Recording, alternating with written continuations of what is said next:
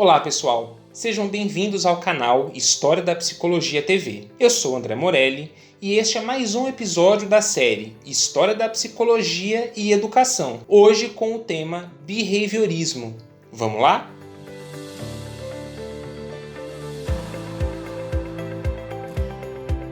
O behaviorismo, na verdade, são muitos, porque se trata de um conjunto de abordagens metodológicas e teóricas que trabalham com foco no comportamento. Daí, então, behaviorismo vem do inglês behavior, que quer dizer comportamento. Existem várias abordagens para o behaviorismo. No nosso vídeo de hoje, vamos tratar das duas principais. A primeira é o behaviorismo metodológico de John Watson e o segundo é o behaviorismo radical de Skinner. O behaviorismo metodológico de John Watson se iniciou com a publicação do artigo A Psicologia como o Behaviorista a Vê, do ano de 1913. John Watson também ficou conhecido pelo seu experimento com o pequeno Albert, em um vídeo que também temos no nosso canal. Nós chamamos esse behaviorismo de metodológico porque ele não desconsidera ou não nega a existência de uma mente ou de uma consciência, mas afirma que, como nós não podemos ver essa mente nem essa consciência, de um ponto de vista metodológico, nós não poderemos considerá-la na elaboração teórica da psicologia. Dessa forma, John Watson determinou que o método de estudo do behaviorismo são os fatos observáveis, ou seja, os comportamentos que podem ser observados. Diante disso, John Watson estabeleceu os objetivos do seu behaviorismo metodológico. O primeiro objetivo é predizer o comportamento. E o segundo objetivo é controlar o comportamento. Watson trabalha com o par estímulo-resposta, dizendo que a resposta ou comportamento é originado de um estímulo que está presente no ambiente, ou seja, nossos comportamentos são resultado de um estímulo que nos leva a nos comportar de certa forma. Por meio do método da observação sistemática, podemos então determinar quais estímulos levam a cada resposta em cada caso, e assim fazer uma previsão bastante precisa sobre o comportamento do sujeito. Um outro método é usar técnicas para associar e desassociar a relação entre certos estímulos e determinadas respostas, fazendo então possível o controle do comportamento. O behaviorismo radical foi criado pelo psicólogo americano Burrus Frederic Skinner, e a mudança que ele propõe para o behaviorismo é bastante importante, porque ele migra da relação entre estímulo e resposta, conforme havia previsto e proposto John Watson, para um novo par resposta e consequência. Segundo Skinner, a consequência é que determina a frequência e probabilidade do comportamento, e não o contrário. Ou seja, Skinner inverte o eixo analítico e de estudos, propondo então uma nova modalidade de estudos do comportamento. Além disso, Skinner também faz uma proposta de mudança paradigmática, porque, ao contrário do que fez seu colega anterior John Watson, Skinner nega a existência da mente ou de uma consciência, propondo então um monismo materialista que supera a dualidade mente e corpo. Ou seja, não há dualidade mente e corpo, porque não há mente. Tudo pode ser analisado matematicamente pelas técnicas do behaviorismo, porque tudo é comportamento. Mas o que dizer então dos nossos sonhos, dos nossos pensamentos, das nossas fantasias? O que elas seriam? Conforme Skinner, são todos comportamentos encobertos, ou seja, são comportamentos que nós não estamos conseguindo observar,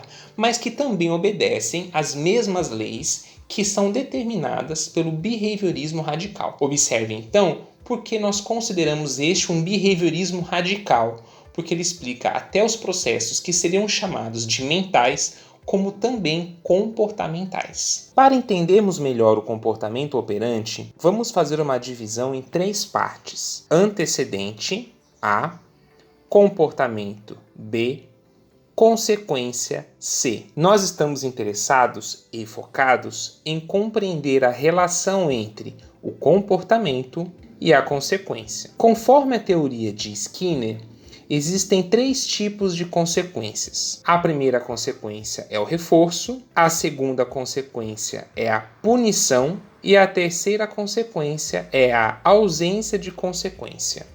Vamos iniciar então com um reforço. Dizemos que há reforço quando há um aumento da probabilidade da emissão da resposta. Ela pode ser positiva, ou seja, envolver a apresentação de estímulos, ou negativa, ou seja, envolver a retirada de estímulos. Para compreender melhor, vamos logo para um exemplo. No caso do reforço positivo, quando a criança tirar boas notas no colégio e você levá-la como recompensa ou reforço à sorveteria, teremos um aumento da probabilidade da criança tirar boas notas no colégio novamente. Observe que isso é apenas uma probabilidade e a criança precisa perceber a visita à sorveteria como um elemento reforçador, como, por exemplo, receber um elogio depois de uma resposta certa, ou mesmo a autorização para usar o celular depois de arrumar o quarto. No caso do reforço negativo, que envolve a retirada do estímulo, é importante salientar que está presente um estímulo que é percebido como aversivo, como, por exemplo, o calor. Diante do calor, a pessoa liga o ar-condicionado e, como consequência do comportamento de ligar o ar-condicionado, nós temos a diminuição do calor corporal. Ou seja, como existe a diminuição do calor corporal, aumenta-se a probabilidade de ligar o ar-condicionado quando tivermos com calor novamente. Existem várias formas de reforço negativo, como, por exemplo, beber água para saciar a sede, cobrir o corpo numa noite fria ou colocar as mãos nas orelhas diante de um som muito alto. São todos exemplos de, diante da presença de um estímulo considerado aversivo, tomamos um comportamento que reduz o impacto desse estímulo. Já no caso da punição, nós a utilizamos quando queremos a diminuição da probabilidade de emissão da resposta, ou seja, quando queremos que a pessoa deixe de apresentar aquele comportamento. De forma semelhante ao reforço, nós temos a punição positiva, que envolve a apresentação de estímulos, e a punição negativa, que envolve a retirada de estímulos. Para entender melhor, vamos também a um exemplo. No caso da punição positiva, caso a pessoa ou a criança faça bagunça, no comportamento bagunçar, como punição positiva, ela ouve uma bronca, ou seja, a bronca é um estímulo aversivo que é apresentado e que tem por objetivo diminuir a probabilidade do comportamento bagunçar voltar a acontecer. No caso da punição negativa, ou seja, que envolve a retirada de um estímulo, temos aqui um exemplo de quando a criança fala um palavrão e, como punição, o professor ou professora determinam que a criança fique na sala durante o recreio. Ou seja, ela teria o estímulo de poder brincar ou poder se alimentar fora da sala de aula durante o recreio, mas esse estímulo é retirado da criança, ou seja, temos uma punição do tipo negativa. É muito importante compreender que positivo e negativo não são juízos de valor e nem têm um caráter moral, mas sim indicam apenas a apresentação ou a retirada dos estímulos. Mas o que acontece quando o comportamento não tem nenhuma consequência, nem reforçadora e nem punitiva?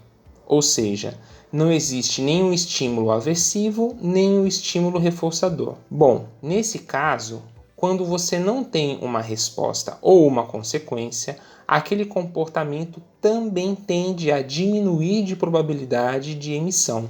Por exemplo, uma criança que está gritando em um supermercado ou em uma loja que quer chocolate e os seus pais ignoram o pedido e fingem que a criança não está fazendo nenhuma ação. A tendência é que, com isso, a criança deixe de gritar que quer o chocolate. Essa seria uma oportunidade de você, então, reforçar o comportamento de não gritar, oferecendo até mesmo o próprio chocolate que a criança gostaria. Para os teóricos do behaviorismo, A educação é o preparo para o mundo existente fora da escola e no futuro, ou seja, os objetivos educacionais últimos são voltados para o futuro, como a formação de autonomia e autogoverno do sujeito. Já o conhecimento é a aquisição de comportamento verbal sobre algo, ou seja, saber falar sobre coisas, ou a aquisição de habilidades, ou seja, saber fazer coisas. O ensino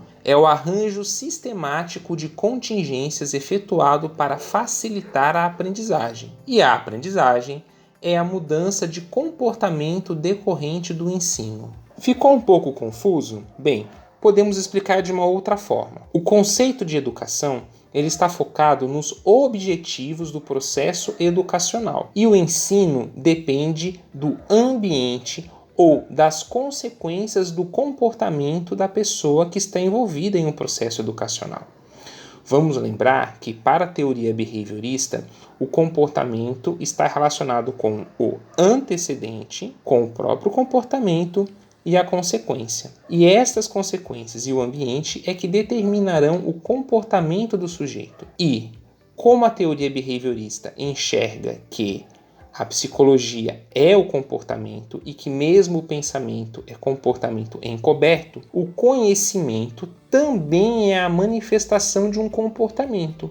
Ou seja, conhecer é saber falar sobre algo ou saber fazer alguma coisa. De modo que a aprendizagem, na verdade, é a mudança do comportamento. Você deve estar imaginando, ok, já compreendi os conceitos do behaviorismo, mas como um professor pode utilizá-los na sala de aula? Existem várias formas de isso acontecer. O primeiro passo é o professor ou professora descobrir o repertório educacional dos alunos. Em outras palavras, saber o que eles sabem e saber também o que eles não sabem e precisam aprender. É importante também identificar as diferenças individuais entre os alunos, porque cada aluno conhece coisas que outros não conhecem, e vice-versa também. Ao mesmo tempo, ao identificar essas diferenças, é importante descobrir, caso a caso, quais estímulos funcionam como reforçadores. Ora, se nós vamos utilizar o reforço para auxiliar no processo educacional, é necessário saber quais estímulos funcionam como reforçadores em cada caso. Então temos crianças que preferem elogios, temos crianças que preferem o reconhecimento, temos crianças que preferem que o reconhecimento seja feito de forma escrita, entre vários outros. E seria tarefa do professor descobrir como esses reforçadores funcionam. É também importante que o professor defina os objetivos de ensino, ou seja, determinar aquilo que ele realmente está querendo, para, em seguida, selecionar os conteúdos relacionados a esses objetivos. Ou seja, o que você quer com o seu ensino? Qual é o interesse do professor em ensinar? Diante disso, ele precisa organizar os conteúdos, do mais fácil até o mais difícil. E no final, focar no reforço, ou seja, para cada passo, para cada item, para cada conteúdo, ele precisa indicar claramente para a criança a confirmação de desempenho, ou seja, indicar o quanto ela foi bem ou o quanto ela foi mal, indicar também o progresso da criança, ou seja, mesmo que ela não tenha tido um progresso muito grande, é necessário e importante reforçar o seu empenho em conseguir progredir e também oferecer uma aprovação social, ou seja, indicar para todo mundo o quanto a criança conseguiu aprender. Gostou de conhecer um pouco mais do behaviorismo? Tenho certeza que você aprendeu muitas coisas. Fique ligado que nós vamos lançar muitos outros vídeos e conheça sempre um pouco mais da história da psicologia aqui no canal História da Psicologia TV. Obrigado!